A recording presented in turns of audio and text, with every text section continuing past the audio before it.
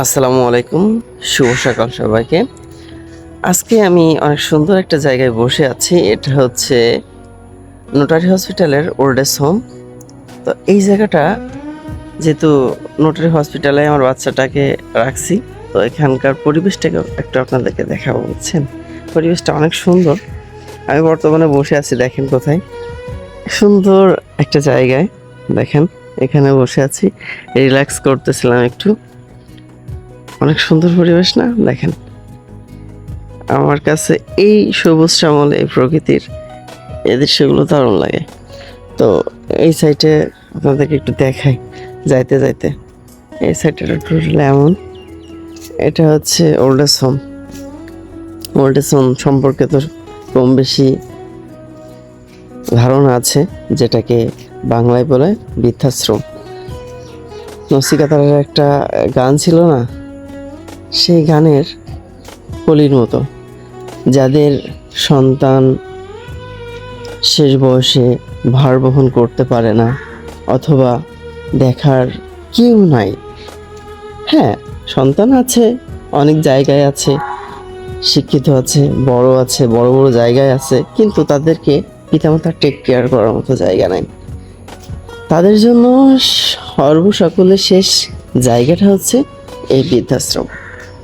ঠিক আছে, যেখানে তার বাবা মাকে রাখা হয়।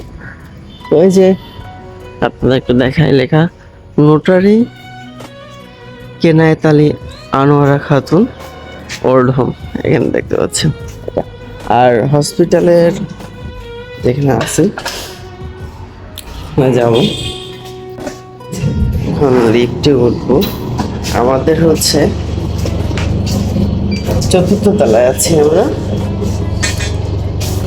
আমি আসছিলাম, আমার গাড়িটা নিচে হসপিটালের ভিতরেই ঢোকানো ছিল।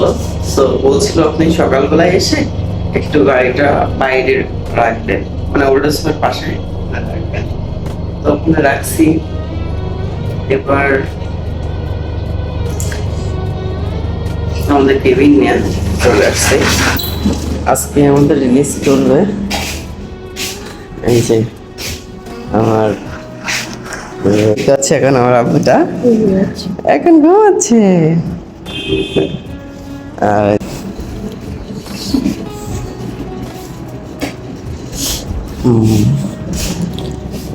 একটা আপনাদেরকে দেখাই, এখানে মোট 4টা কেবিন আছে। এই একটা কেবিন, ওই একটা কেবিন, আমাদের ওইটা, আর একটা কেবিনের ভিতরে রুম আছে 2টা করে। হ্যাঁ, 2টাতে একটা করে অ্যাটাচ টয়লেট। আর এদিকে যেগুলো আছে এগুলো একসাথে অনেক জনের জন্য আছে।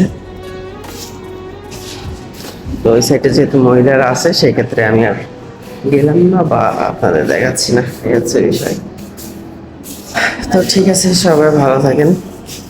সকাল সকাল একটা সিম্পল ব্লগ করে ফেললাম, আর এখান থেকে পরিবেশকে দেখে আপনাদের দেখুন।